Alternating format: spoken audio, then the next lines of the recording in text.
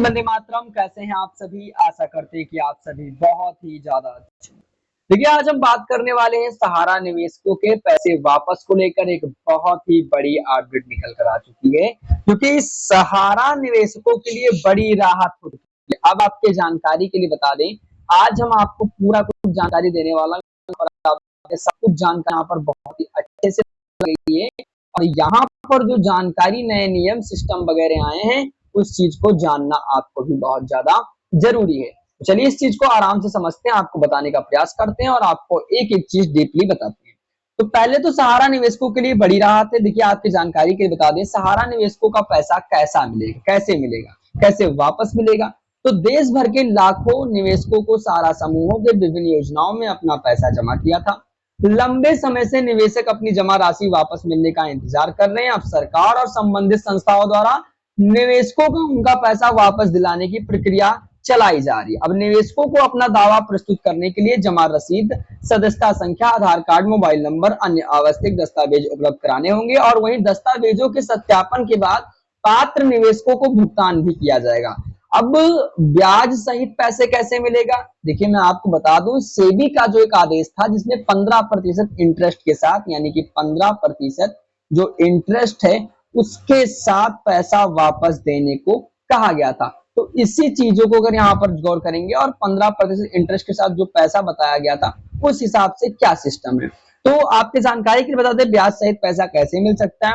यदि भविष्य में सरकार या संबंधित प्राधिकरण ब्याज सहित भुगतान करने का आदेश जारी करता है, तो निवेशक को उसकी मूल जमा राशि यानी कि प्रिंसिपल अमाउंट के साथ निर्धारित ब्याज भी दिया जा सकता है। प्रिंसिपल अमाउंट यानी कि मूल धनराशि। उदाहरण के लिए यहाँ पर 8% में ब्याज लेकर यहाँ पर चलता हूं। यदि किसी निवेशक को 1,00,000 रुपए जमा किए थे और 8% का वार्षिक निर्धारित ब्याज की जाती है और 5 वर्षों के लिए ब्याज की गणना इस प्रकार हो सकती है। तो जो मान लीजिए आपका मूलधन 1,00,000 रुपए, वार्षिक ब्याज 8,000 रुपए हो गया, तो कुल मिलाकर 8 पंचो 40,000 रुपए आपका ये सालाना ब्याज हो जाएगा 5 साल का, और 1,40,000 रुपए आपका ये हो जाएगा मूल भुगतान, कुल भुगतान।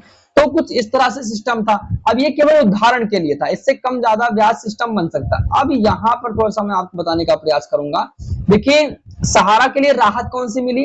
देखिए, सहारा इंडिया के करोड़ों निवेशक चलिए आपकी जानकारी के लिए बता दें, करोड़ों निवेशकों के लिए सरकार, सुप्रीम कोर्ट और इसके साथ ट्रिब्यूनल पर रिफंड क्लेम की प्रक्रिया और नियमों में बड़ी राहत दी गई है। सुप्रीम कोर्ट के और इसके साथ साथ खाते में 5,000 करोड़ रुपए जारी करने की समय सीमा जी थी, उसमें 31 दिसंबर और 2000 यहाँ पर 2026 तक को बढ़ावा दिया गया था, जिससे अधिक से अधिक निवेशक उनका पैसा फंसा है वो वापस मिल सकता है। और जो निवेशक के लिए जारी मुख्य अपडेट और राहत की बातें हैं वो निम्नलिखित भी है। देखिए, जो आपको क्लेम में बढ़ोतरी है, उस हिसाब से आपका माने कि आप पहले 5 लाख रुपए तक के दावे को आप स्वीकार कर सकते हैं, पहले यानी कि 5 लाख के दावे को स्वीकार कर सकते हैं। सीआरएस सहारा रिफंड पोर्टल पर अब अधिकतम 5 लाख का रिफंड के दावे स्वीकार किए जा सकते हैं। पहले की जो सीमा थी वो केवल 10,000 रुपए थी, बाद में 50,000 रुपए तक के छोटे दावे का भुगतान किया जा रहा था। 10 से 50,000 रुपए पहले दावे भुगतान किया था, लेकिन इसे बढ़ा दिया गया।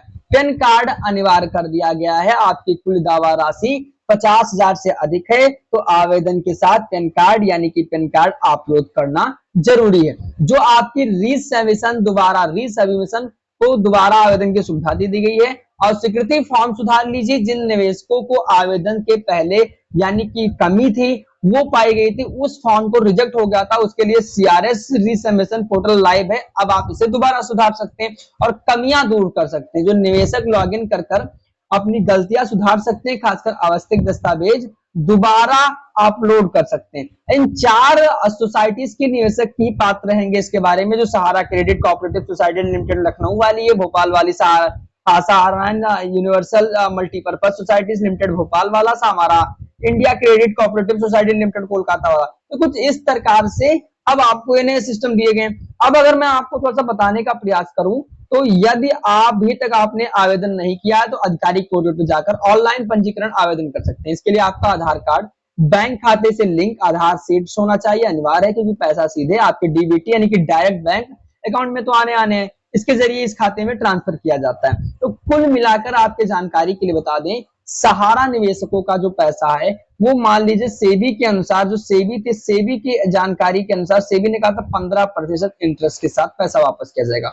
और ये जो तारीख है उसमें 31 दिसंबर 2026 तक का लास्ट डेट दे दिया गया। इसके अंदर आपको जो करना है वो ही करना होगा। अब कुल मिलाकर आपको ऐसी जानकारी यहाँ पर आपको सोनी श्री न्यूज चैनल पर मिलती रहेंगी, इसलिए चैनल को आप सब्सक्राइब कर लीजिए। यहाँ पर ऑल इन अपडेट सबसे पहले आपको मिलेंगी, खासकर यहाँ पर हर जानकारी आपको सटीक तरीके से जानने को मिलेगा।